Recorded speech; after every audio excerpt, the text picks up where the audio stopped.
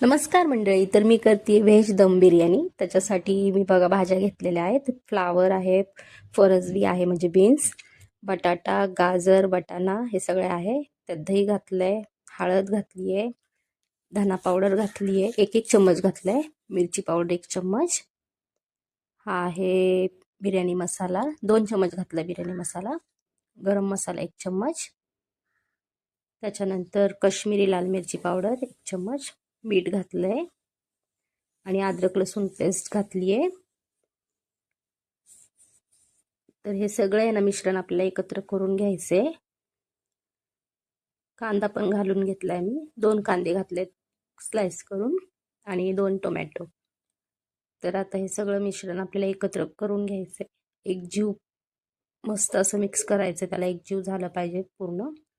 हातानेच करून घेतलंय बघा मी. आणि मग थोडी वरून कोथिंबीर पुदिना घातलाय, तो पण मिक्स केलाय. आता एकीकडे भातासाठी पाणी ठेवलंय गरम व्हायला. त्यात खडा मसाला घातलाय. खडा मसाला घातल्यानंतर मिरच्या घातल्यात 3-4. त्याच्यानंतर पुदिना घातलाय आणि कोथिंबीर थोडीशी घातली पाण्यात. आणि लिंबू आहे ना, तो घातलाय. अर्धाच लिंबू होता, तर तो मी असं छान स्लाइस करून घातलाय. आणि मीठ घालायचं आपल्याला, जसं आपल्या भाताला म्हणजे चव येईल तसे मीठ. त्याच्यानंतर पाण्याला उकळी आल्यानंतर भात सोडलाय, तांदूळ. आणि मग गरम तेलात तमालपत्र घातलंय, तेजपत्ता आणि कांदा घातलाय फोडणीसाठी. छान कांदा परतून घ्यायचा आहे मस्त असा. कांदा परतून झाल्यानंतर ते सगळे मिश्रण टाकायचे जे आपण मॅरिनेट करून ठेवलेलं, दही वगैरे घालून सगळ्या भाज्या.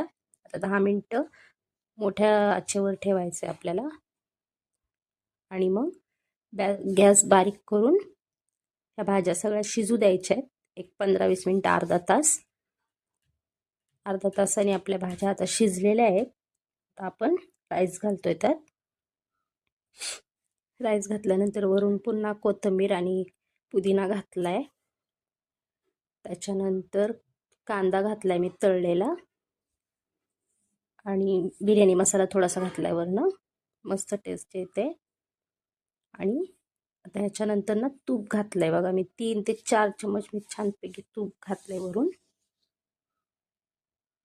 तूप घातल्यानंतर पुन्हा आपण झाकण लावून याला दमसाठी ठेवून दिलेलं आहे. दम देण्यासाठी ठेवून झाल्यानंतर आपली बिर्याणी आता तयार आहे, व्हेज दम बिर्याणी.